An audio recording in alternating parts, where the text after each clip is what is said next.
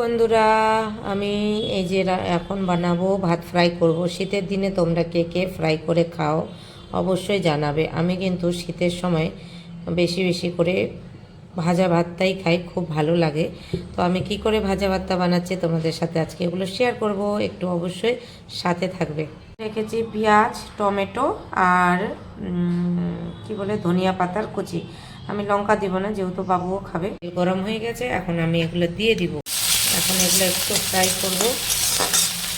আমি কিন্তু একটু হলুদ দিয়ে দিব, লবণ দিলাম সামান্য পরিমাণ, একটু নাড়ানাড়ি করব লবণগুলো যাতে এটাতে লেগে যায়। তারপরে আমি ফ্রাই ভাতগুলো মানে ভাতগুলো দেবো। এইভাবে কারা কারা খেতে ভালোবাসো বলবে। আমাকে কিন্তু খুবই ভালো লাগে, আর শীতের সময় কিন্তু আমি এইটাই খুব বেশি খাই। ছেলের জন্য এখানে ম্যাগি করে নিলাম। আজকের রাতের ডিনার আমাদের এটাই। আমার ছেলে খাবে ম্যাগি আর আমি খাবো ফ্রাই ভাত না। এখন এটাতেই আমি ভাতগুলো দিয়ে দিব, কেন বেশি ভাজলে আবার কালো কালো হয়ে যাবে, তখন খেতে ভালো লাগবে না।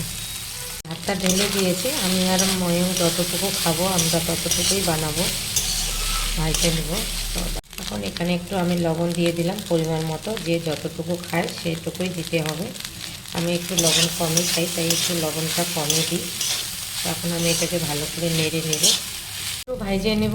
আর এখন আমি দিয়ে দিব ধনিয়া পাতাগুলো, যেগুলো আমি কেটে রেখেছিলাম। একটু নাড়ানাড়ি করে দেব।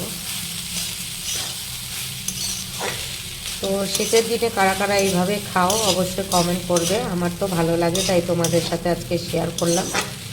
আর তোমরা কারা কারা আমার মতো এইভাবে করে খাও অবশ্যই জানাবে। Tata, bye bye. ভালো লাগলে লাইক কমেন্ট শেয়ার। সবাই ভালো থাকবেন, সুস্থ থাকবেন। আজকের জন্য এটুকুই। Good night, bye bye.